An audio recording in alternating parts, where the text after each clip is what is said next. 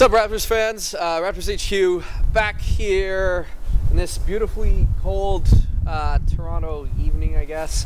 Franchise. Scott Campsell. Yeah. We're going to talk a little bit about the draft. Recently, the old coin flip was done to determine who's going to get the extra bit of odds between the Warriors, Golden State Warriors, Toronto Raptors, in terms of a better shot at presumably Anthony Davis. Raptors just keep that good luck streak going and lost the coin flip, so they've got the 8th best odds. Pure speculation here now, but let's talk about it a bit about it. What do you think? You know, what's their approach here going into the draft? Well, first of all, I love the archaic coin flip that now in professional leagues we're deciding who drafts where by a coin flip. That's good. Yeah. Love that. But from a Raptors perspective, they're in kind of a rough spot here. In this draft, it was really, in my opinion, it's a 4-player draft. And once you drop out of that top 4, you know, hypothetically saying that the Raptors don't move up and they stay at 8, you're looking at maybe, you know, Jared Sullinger, maybe Kendall Marshall. It's going to be not necessarily an impact player right away, but it's going to be, you know, I think with Colangelo in his current situation, given that he's going to need to win right away next season, he might be, you know, more inclined to go for a guy like Marshall or a guy like Sullinger rather than, you know, a Perry Jones, who's a potential down the road, a guy you're going to have to wait for.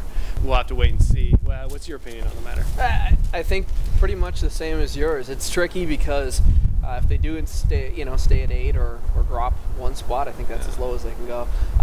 If that's the case, then you know you're in a situation where you really have to think about, you know, from Brian Colangelo's perspective, I need to start putting some major wins on the board. He talked a lot in his press conference about that next year, and this team has a lot of needs, and he talked about bringing experience in. It's tough to see him, you know, reaching for a real project, and there's a bunch of them out there. I mean, you could even say that if a guy like Andre Drummond somehow drops, that's, you know, it's a pretty enticing piece to you know, pass on.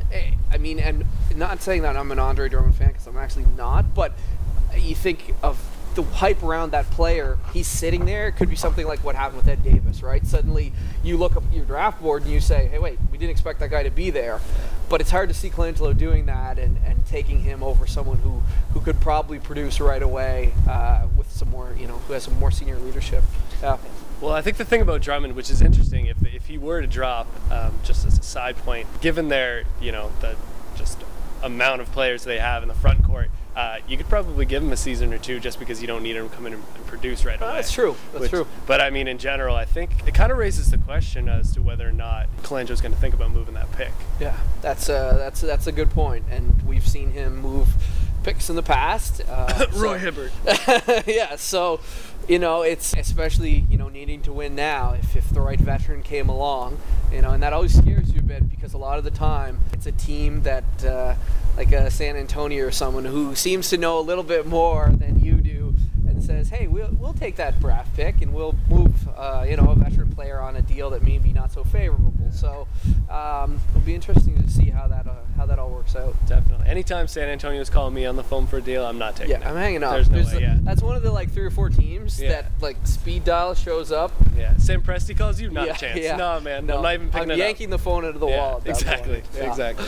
We want to know what you guys think, though. Talk to us about whether you love coin flips or whether you what your favorite prospects are. We'll obviously be getting into the individual prospects a lot more as we get close to the draft. We'll be down at the Air Canada Centre again, talking to the prospects as we have the last few years. So looking forward to that. Make sure you subscribe to the channel, and we'll talk to you soon.